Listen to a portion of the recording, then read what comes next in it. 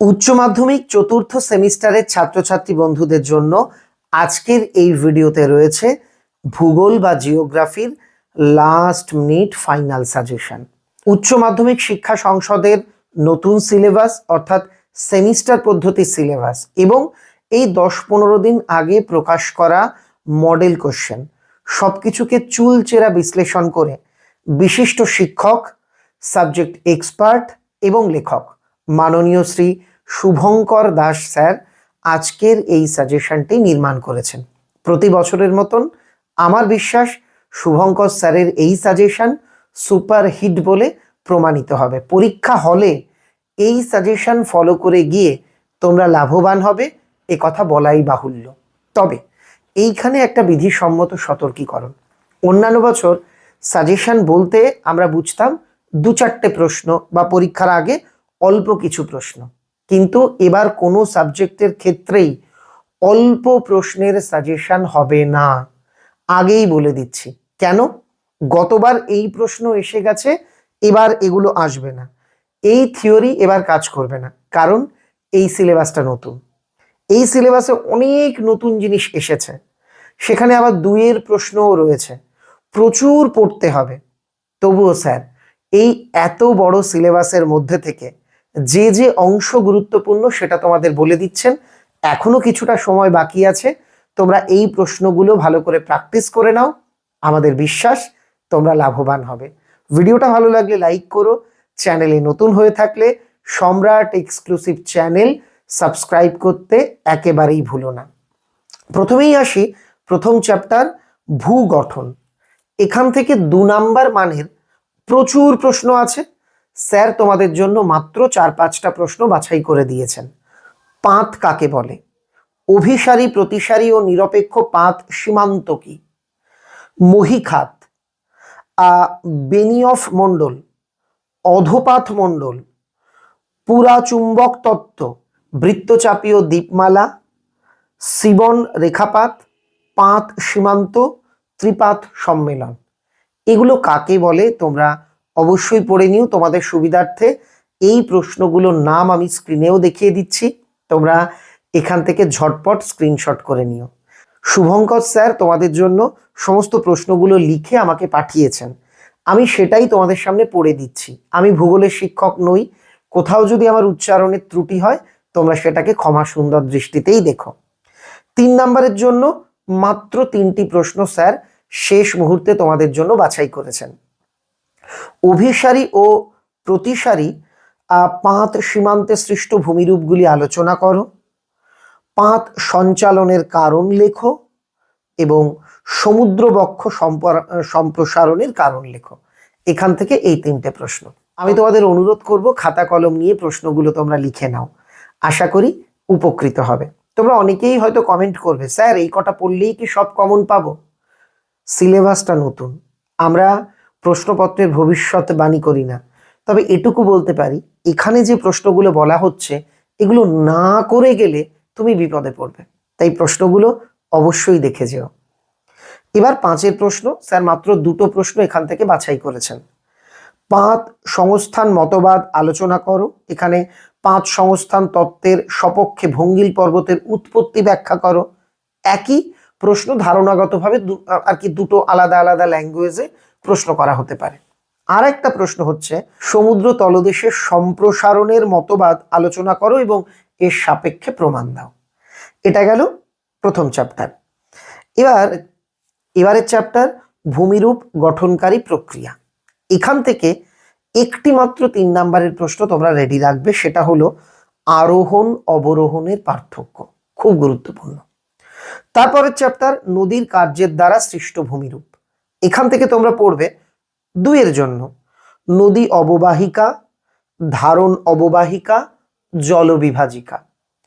3-এর জন্য 4-5টা একটু প্রশ্ন দেখে রাখবে। নদীর ক্ষয় কার্যের প্রক্রিয়াগুলি আলোচনা করো, এগুলো সবই তো প্রায় তোমরা টেনে পড়েছ। গিরিখাত ক্যানিয়নের পার্থক্য আলোচনা করো, মন্থকূপ ও প্রপাতকূপের পার্থক্য আলোচনা করো, জলপ্রপাত সৃষ্টির কারণ লেখো এবং বদ্বীপ সৃষ্টির অনুকূল পরিবেশ লেখো। এখান থেকে 5 নাম্বারের একটাই প্রশ্ন, নদীর ক্ষয়কাজ এবং সঞ্চয় কাজের ফলে সৃষ্ট ভূমিরূপগুলো দেখে রাখবে। এখানে তোমাদের আবারও সতর্ক করছি, অনেকেই সোশ্যাল মিডিয়াতে হয়তো তোমাদের প্রলুব্ধ করতে বলবে দুটো প্রশ্ন পড়ো, এর থেকেই কমন পাবে। এবার তুমি তো উচ্চ মাধ্যমিক দিচ্ছ, তুমি নিশ্চয়ই বুদ্ধিমান, তোমার নিজস্ব বুদ্ধি প্রয়োগ করে নিজেকে প্রশ্ন করো। নতুন সিলেবাসে দুটো প্রশ্ন পড়ে গেলে সত্যিই কি কমন পাওয়া যায়? নিজের কাছে প্রশ্নটা করে দেখো তো। এবার পরের অংশ, অর্থাৎ সমুদ্র কার্যের দ্বারা সৃষ্ট ভূমিরূপ। ফেস, এখান থেকে দুইয়ের প্রশ্ন আর কি কি পড়বে। অনুপ্রস্থ তরঙ্গ, অনুদৈর্ঘ্য তরঙ্গ, পুরোদেশীয় তটভূমি, ক্লাপোটিস, উর্মিভঙ্গ, স্পিট, টম্বুলো, পুরোদেশীয় বাঁধ, লেগুন, এগুলো কাকে বলে? এখান থেকে তিনের প্রশ্ন তোমরা পড়বে সোয়াশ ও ব্যাকওয়াশের পার্থক্য, সমুদ্র তরঙ্গ ও সমুদ্র স্রোতের পার্থক্য, বিনাশকারী ও গঠনকারী তরঙ্গের পার্থক্য, স্ট্যাক ও স্ট্যাম্প এর পার্থক্য, সম্মুখ ও পশ্চাৎ তটভূমির পার্থক্য। পাঁচের যথারীতি একটা প্রশ্নই সমুদ্র তরঙ্গের ক্ষয়কার্যের ফলে সৃষ্ট ভূমিরূপগুলি আলোচনা করো। এবার বায়ুর কার্যের দ্বারা সৃষ্ট ভূমিরূপ অধ্যায়। এখানে দুইয়ের প্রশ্ন একটাই তোমরা করো, খুব গুরুত্বপূর্ণ, মরুদ্যান কাকে বলে? তিনের জন্য সিফ বালিয়াড়ি বা অনুদৈর্ঘ্য বালিয়াড়ি এবং বারখান বা তির্যক বালিয়াড়ি এর পার্থক্য, ইয়ারদাং ও জিউগ্যানের পার্থক্য। এখান থেকে তোমরা পাঁচের প্রশ্ন তিনটে পড়বে। বায়ুর ক্ষয় সঞ্চয়ের ফলে সৃষ্ট ভূমিরূপ, বায়ু জলাধারের মিলিত কার্যের ফলে সৃষ্ট ভূমিরূপ, হিমবাহ ও জলাধারের মিলিত কার্যের ফলে সৃষ্ট ভূমিরূপ। এই অধ্যায়টা কিন্তু তোমরা ক্লাস 10এও পড়েছো, কি মনে আছে তো? আমাকে কমেন্টে লিখে জানিও। এবারের অধ্যায় ক্ষয়চক্র। এখান থেকে পড়বে ক্ষয়চক্র কাকে বলে, দুইয়ের জন্য স্বাভাবিক ক্ষয়চক্র, আর ডেভিসের ত্রয়ী, নদীর পুনর্যৌবন লাভ, এইগুলো কাকে বলে বা কি পড়ে রাখবে। তিনের জন্য পড়বে মোনাডনক ও ইনসেলবার্জের পার্থক্য, প্রায় সমভূমি ও পাদদেশীয় সমভূমি, এইটা না দিয়ে দিতে পারে পেনিপ্লেন ও পেডিপ্লেন এর পার্থক্য, পুনর্যৌবন লাভের কারণ, পুনর্যৌবন লাভের ফলে সৃষ্ট ভূমিরূপগুলি আলোচনা করো, স্বাভাবিক ক্ষয়চক্রের পুনর্যৌবন পর্যায়ের ও বার্ধক্য পর্যায়ের সৃষ্ট ভূমিরূপগুলি আলোচনা করো। এখান থেকে পাঁচের প্রশ্ন পড়বে ডেভিসের ক্ষয়চক্র মতবাদ আলোচনা করো। এখানে যৌবন, পরিণত, বার্ধক্য পর্যায়ের বৈশিষ্ট্য, এগুলো সবটাই তোমাকে কিন্তু দেখতে হবে। এবারে চ্যাপ্টার বায়ুমণ্ডল। এখান থেকে 2 নম্বরের জন্য পড়বে ঘূর্ণপাতের চক্ষু, অক্লুডেড সীমান্ত, কোপেনকৃত ABCD জলবায়ু অঞ্চলের নাম। এই তিনটে প্রশ্ন।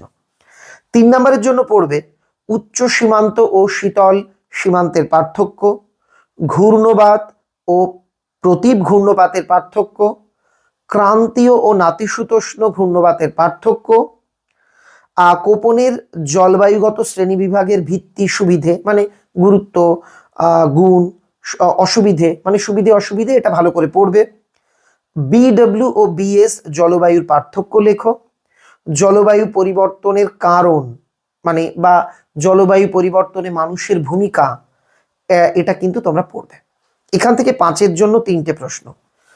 নাতিশীতোষ্ণ ঘূর্ণবাতের উৎপত্তির পর্যায় বা জীবনচক্র লেখো, ক্রান্তীয় ঘূর্ণবাতের উৎপত্তির পর্যায় বা জীবনচক্র লেখো, কোপেনকৃত জলবায়ুর শ্রেণীবিভাগ সম্পর্কে বলা হলো।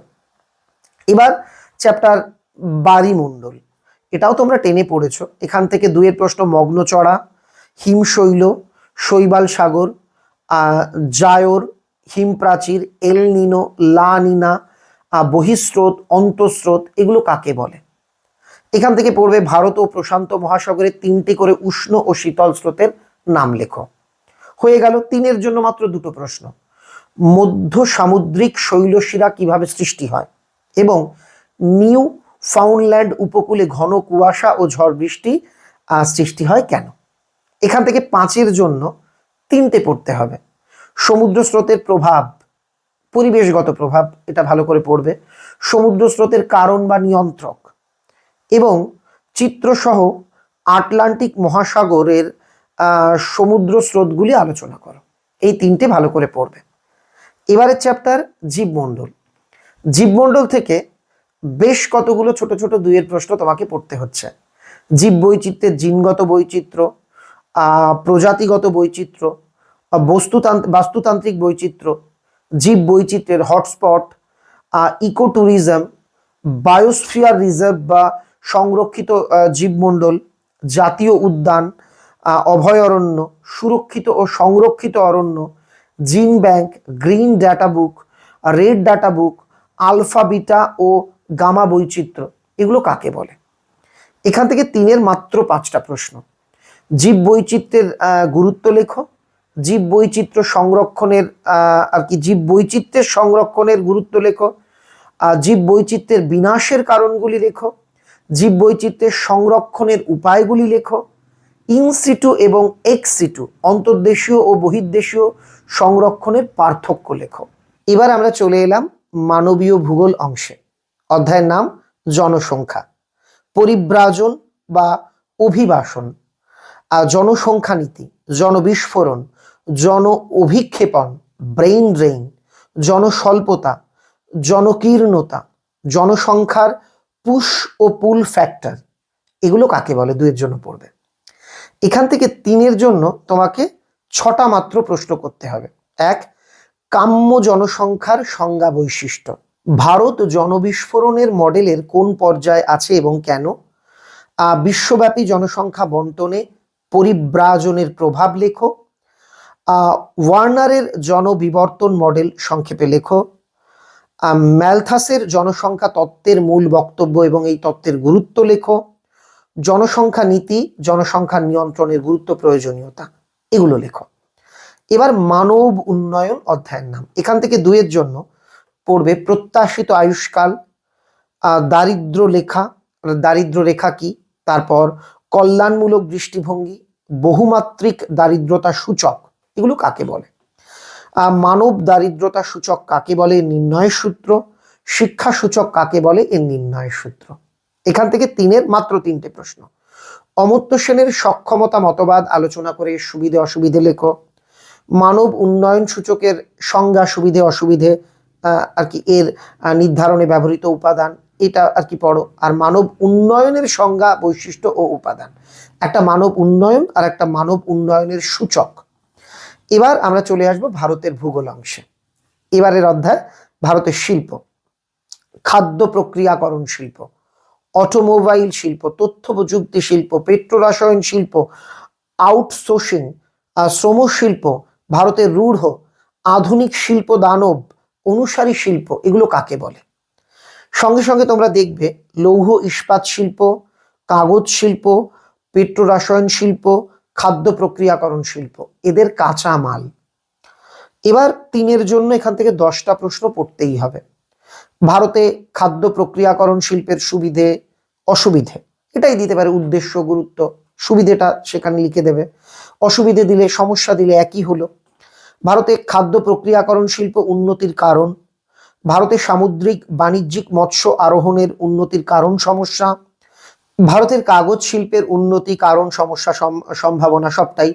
পূর্ব মধ্য ভারতে লৌহ ইস্পাত শিল্প উন্নতির কারণ, ভারতের লৌহ ইস্পাত শিল্পের সমস্যা সমাধান, পশ্চিম ভারতে পেট্রোরসায়ন শিল্প উন্নতির কারণ, ভারতের পেট্রোরসায়ন শিল্পের গুরুত্ব সমস্যা, ভারতের মোটর গাড়ি নির্মাণ শিল্পের উন্নতি কারণ সমস্যা, ভারতে বা বেঙ্গালুরুতে তথ্য প্রযুক্তি শিল্প উন্নতির কারণ সমস্যা। তোমরা অনেকেই কমেন্ট করতে পারো, তো সবই বলে দিচ্ছেন। দেখো, সিলেবাসটা এত বড়, সেখানে কোনো ম্যাজিক্যাল সাজেশন আশা করাটা কিন্তু তোমাদের জন্য একদমই ভুল হবে। সিলেবাসে কয়েকশো বড় প্রশ্ন আছে, সেখান থেকে স্যার গুরুত্বপূর্ণগুলো বাছাই করে দিচ্ছেন। তোমরা উচ্চ মাধ্যমিক পরীক্ষা দিচ্ছ, বড় হয়েছো, তোমাদের বুঝতে হবে যে এবার উচ্চ মাধ্যমিক হয়ে গেলে তোমরা দেওয়ার পর অনেক প্রশ্ন আসবে। যে প্রশ্নগুলো এসে গেছে সেগুলো স্যার বাদ দিয়ে আগামীবারের জন্য যখন সাজেশন বানাবেন একদম হাফের হাফ হয়ে যাবে। অথচ সিলেবাসটা তোমাদের বেলায় নতুন, কোনো প্রশ্ন আগের পরীক্ষাতে এসে যায়নি, এবার গোটা সিলেবাসটার উপর থেকে প্রশ্ন করতে হচ্ছে। তাই শর্ট এই সাজেশনটাকে ছোট করা একেবারেই উচিত হবে না। সামনে কিছুটা সময় এখনো আছে, এর মধ্যেও তোমরা পড়ে রেডি করে নাও। সত্যি কথা বলতে গোটা সেমিস্টার ভূগোল না পড়ে তুমি যদি মনে করো 10 দিন আগে সাজেশন ভিডিও দেখে আমি সব পেরে যাব, এমনটা কিন্তু নাও হতে পারে। এবারের অধ্যায় মানব বসতি ও উন্নয়ন। এখান থেকে পড়বে হ্যামলেট, মহানগর, মেগাসিটি, পৌরপুঞ্জ, সিবিডি, সেন্সার শহর, পৌরপিণ্ড, ভূমির সম্পদ, ভূমির ব্যবহার, ভূমির আচ্ছাদন, স্থিতিশীল উন্নয়ন, শুষ্ক বিন্দু বসতি, আর্দ্র বিন্দু বসতি, গ্রাম, এগুলো কাকে বলে, ভারতের কৃষি জমি ব্যবহারের ধরন বা পদ্ধতি, এটাও একটু দেখবে। এখান থেকে মাত্র 5টা 3-এর প্রশ্ন। দেখো যেহেতু ছোট প্রশ্ন অনেক, তাই শুনে মনে হচ্ছে আমরা অনেক প্রশ্ন বলছি, কিন্তু ছোট প্রশ্ন কমন পেতে গেলে একটু বেশি প্রশ্ন তোমাকে পড়তেই হবে। গোষ্ঠীবদ্ধ, বিক্ষিপ্ত ও রৈখিক বসতি গড়ে ওঠার কারণ, গোষ্ঠীবদ্ধ বিক্ষিপ্ত বসতির পার্থক্য, ভারতের দীর্ঘস্থায়ী উন্নয়ন বা স্থিতিশীল উন্নয়নের জন্য গৃহীত 4টি পদক্ষেপ, কৃষি ভূমি খণ্ডীকরণ রোধ বা নিয়ন্ত্রণের গৃহীত পদক্ষেপ বা উপায়, আদমশুমারি অনুযায়ী পৌর বসতি শ্রেণী বিভাগ।